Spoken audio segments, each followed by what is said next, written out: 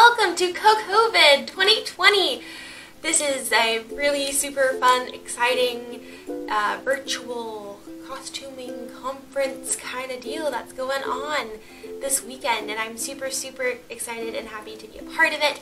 And like, wow, it's what a wonderful internet community to be a part of CosTube. It's amazing, and I'm so excited that I get to be doing this project with Caroline of DAmbrosio Designs. This is my first collaborative project, and it's super exciting to be able to do it with her. Well, I guess it's not my first quote-unquote collaborative project. I guess that would be CosTube Secret Santa. Who can forget how much fun that was? It's Christmas! So basically, my Secret Santa and I got together again to bring you this collaborative project. This is my first collaborative sewing project, we'll say.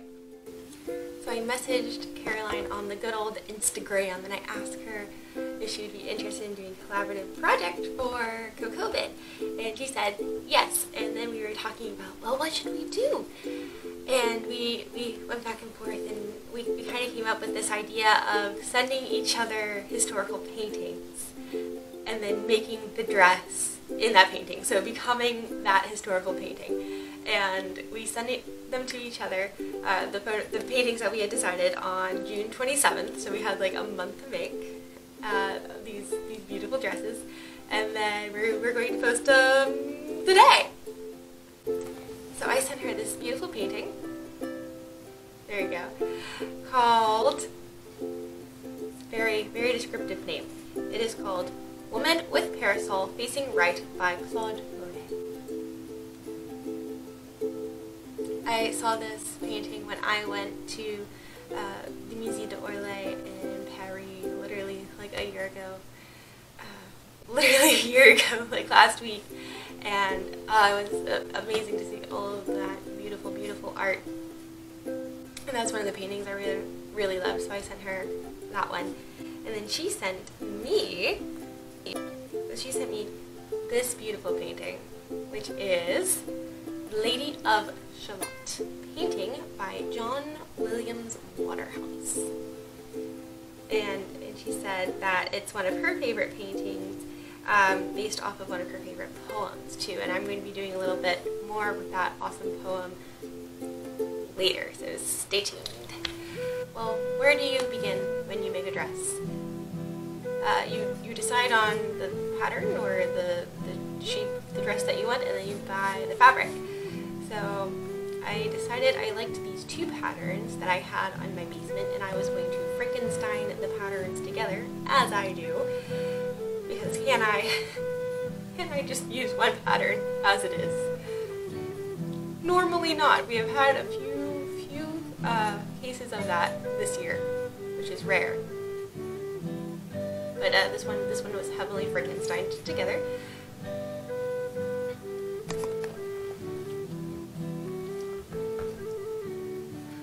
So I used Bodice pattern 4377 and Bodice pattern 4571.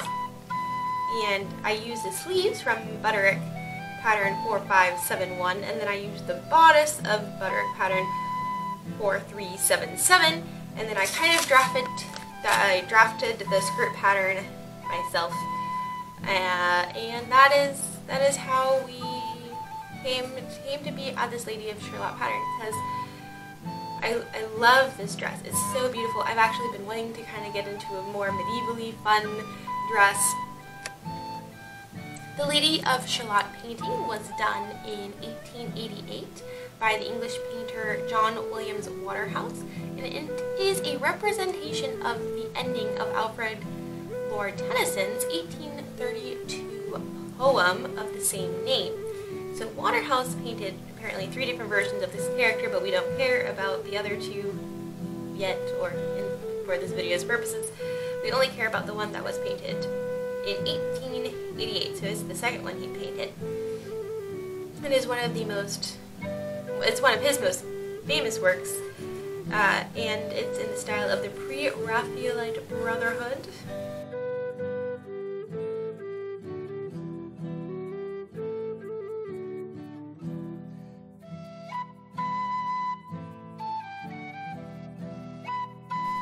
I found the most perfect fabric for this dress at Joann's. It's this beautiful white color from their Silky Solids collection, and I saw it and I just knew it was magical that, like, this is my fabric. And I absolutely love it when that happens, when you just see the fabric and you're like, this is the one for this project.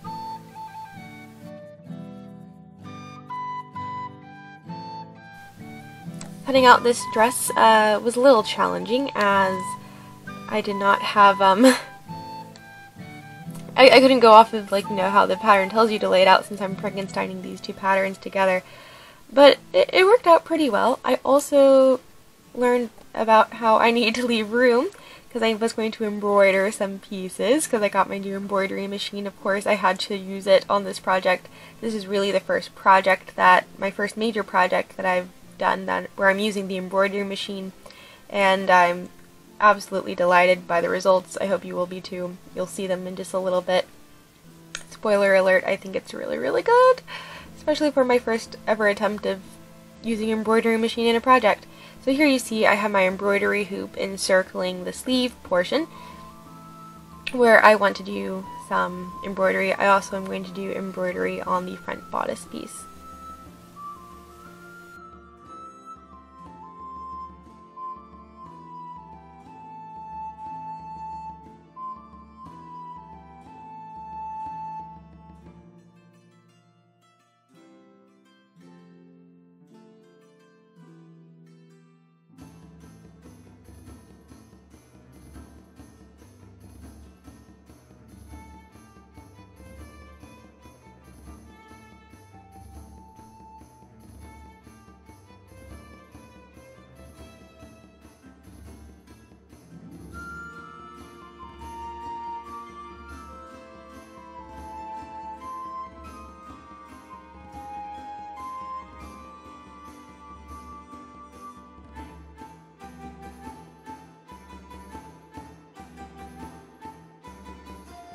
So in addition to having the embroidery hoop around the pattern piece, I also traced the pattern piece, and that way I knew when I went to embroider the fabric that the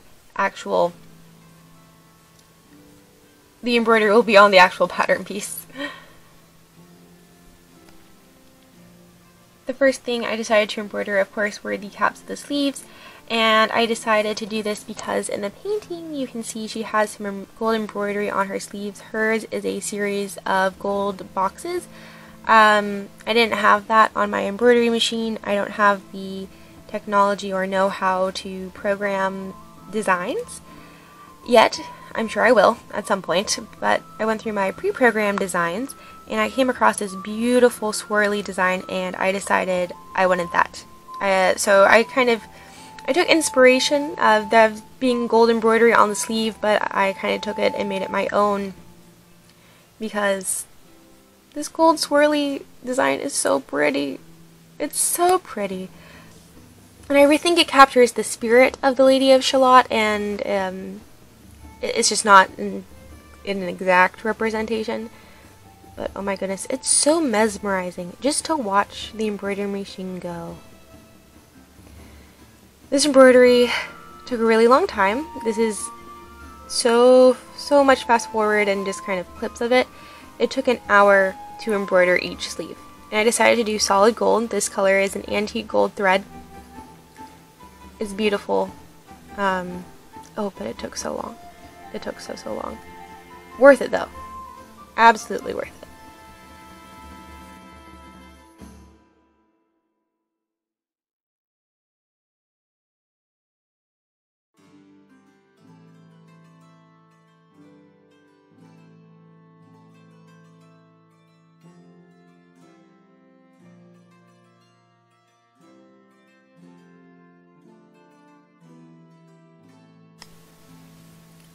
I decided to embroider the bodice piece because in the painting she has these gold necklaces. I don't have those type of gold necklaces, so I still wanted something gold in the front, and therefore I decided to choose like the half of the swirl design that went with the sleeve design, and I decided to put that in the front. This took a little bit more configuration because I needed it in a very exact location. The sleeves I could kind of fudge around a little bit more, the bodice piece, I really had to check and make sure that it was going to be embroidered in the exact design. Of course, I drew where the neckline was going to be, and therefore was able to line it up really well. But this took a little bit of math and configuration and a lot of planning and checking on the part of the design, but it worked out really well. It feels like a coat of arms almost, like this beautiful swirl design. It feels like it belongs on a coat of arms.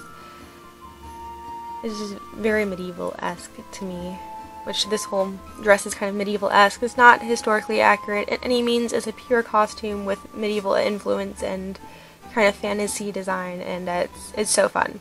It's so fun and freeing, because it's just like, you know, I can do pretty much whatever I want.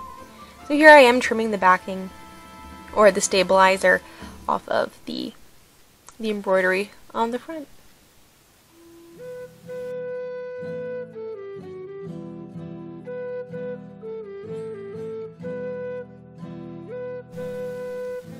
I then had to cut out the rest of the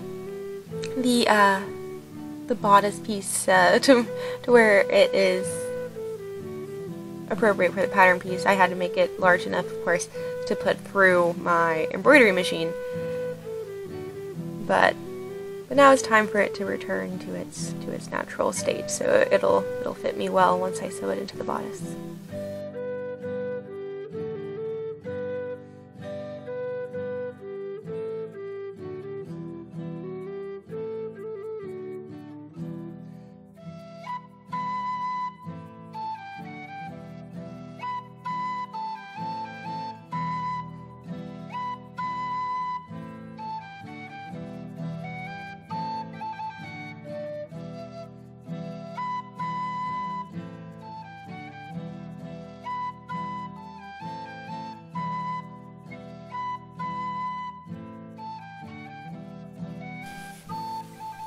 I then put the bodice pieces together. I attached the side bodice piece to the front bodice piece that I had just embroidered, and then I attached the back bodice pieces, which I had already stitched together. And then of course I sewed them all together using my machine.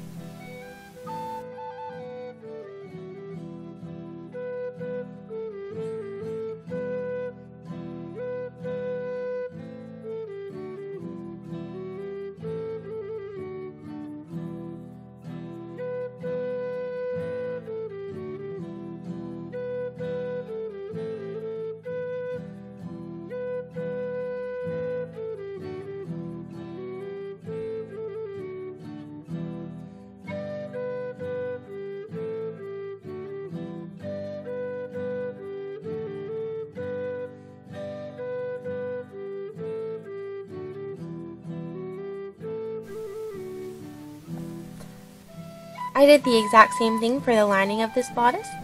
I also decided to use the pretty silky material because sometimes I think, you know, we always put the nice pretty fabric on the outside, but we feel that a fabric that's on the inside more, and I had some already. I had enough of it, so I decided to make the lining all pretty. But I did the exact same thing for the lining. I put interfacing in the front bodice pieces, the front bodice piece, and the front side bodice pieces, because I'm not wearing a corset with this dress, because it's, you know, medieval fantasy inspired and whatnot, and I don't really think they had corsets in the medieval. I honestly do not know that much about medieval underpinnings, but it's not corsets like you think of, like Victorian corsets. It's not the same, but I still wanted the bodice to be stiff, and because I wanted it to really display the embroidery that I had done on it, and I didn't want it to like pull that down or sag, so I decided to put some interfacing in to make it look stiffer, and I like the results of that.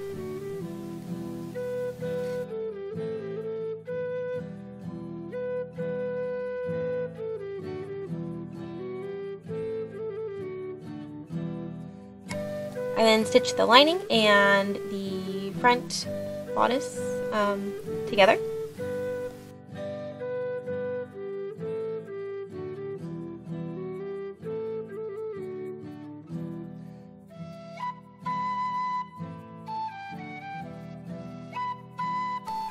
Turned it right side out.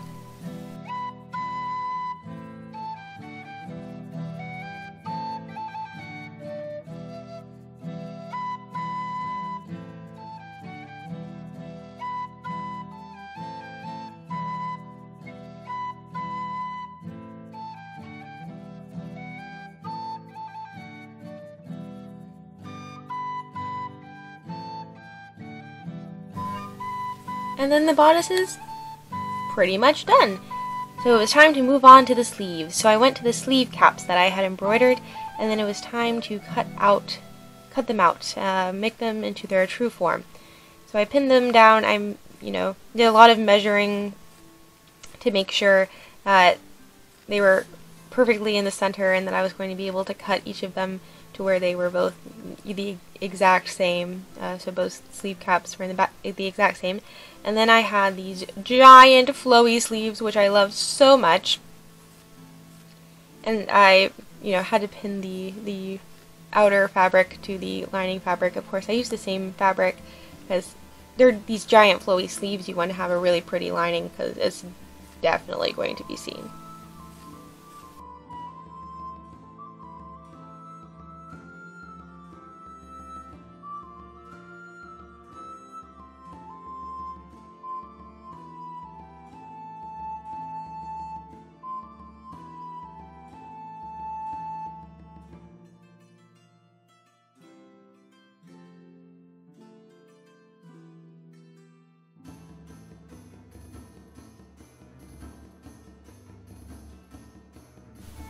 It was then time to attach these big flowy sleeve pieces to the sleeve caps, and then the other sleeve piece, which is the undersleeve part, and that all took a lot of configuring.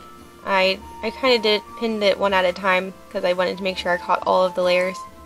So I started out pinning the flowy piece to the cap piece, and then I kind of stuck all of that into the tube of the undersleeve and then sewed that all together. So all the seams were hidden, and then I set the sleeves into the bodice.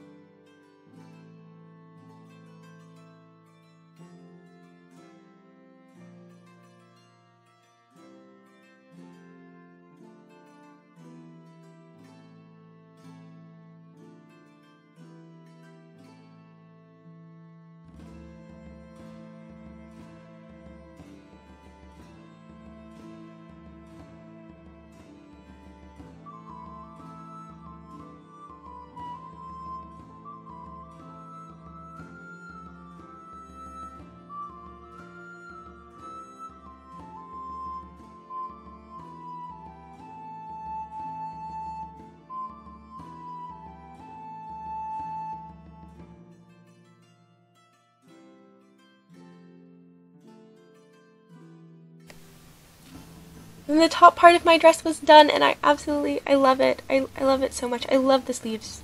I think the sleeves are like my favorite part of this dress because they're so pretty and flowy.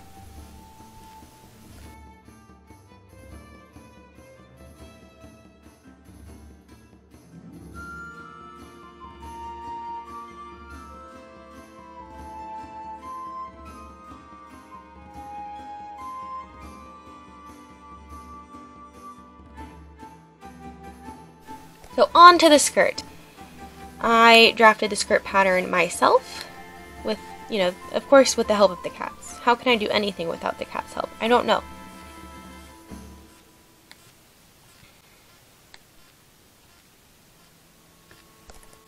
For the skirt, I really just cut panels that was the length of my waist to the floor or to my ankle. And I used my lovely giant quilting ruler there and evening up the edges there so that I can measure evenly. I cut about 3 of these panels and then I sewed them all together, and that created my skirt. I then basted across the top so that I could gather it.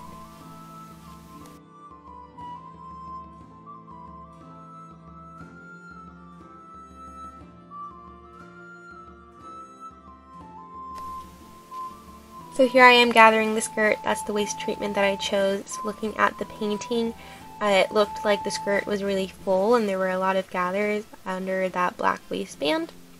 So to go along with that, that's what I decided to do.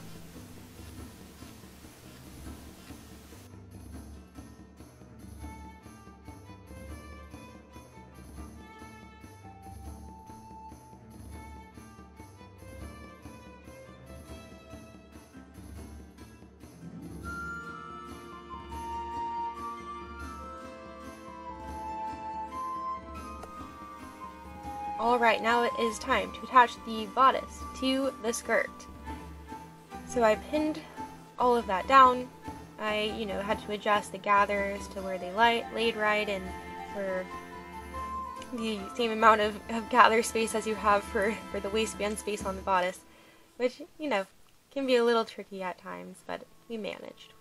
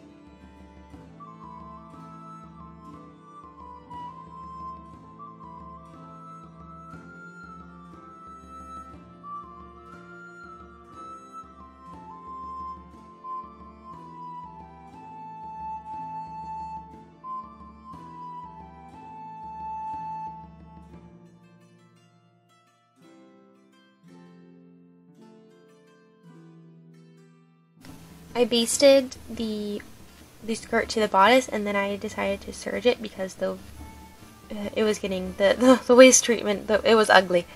So serging provides this lovely finish. It's not necessarily historically accurate, so I don't get to use it all that much, but it's such a beautiful tool to use to give a nice, really clean edge. If you look at a lot of modern clothes, almost all of the edges of everything are serged.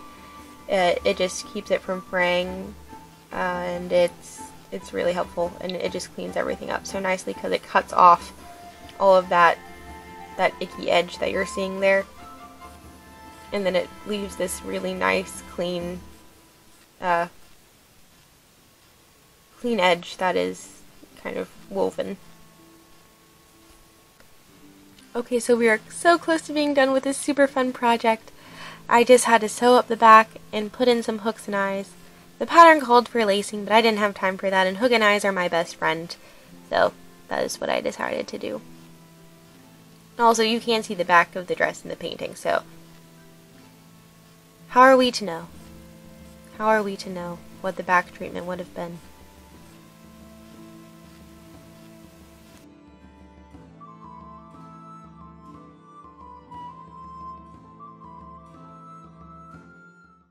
So one last time for reference, here is the Lady of Shalott painting, and here is my finished dress.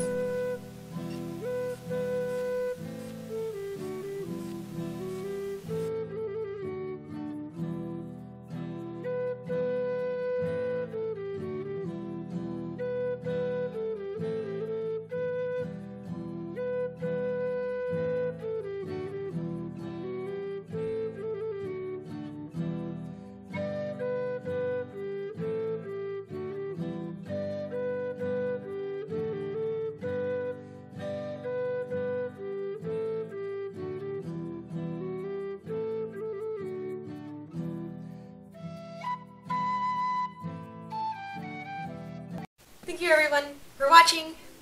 Of course, please stay tuned. I will be posting a video probably within the next couple weeks of the Lady of Shalott dress in action. It'll be super exciting. I'm really excited about it. And yeah, thank you so much for watching.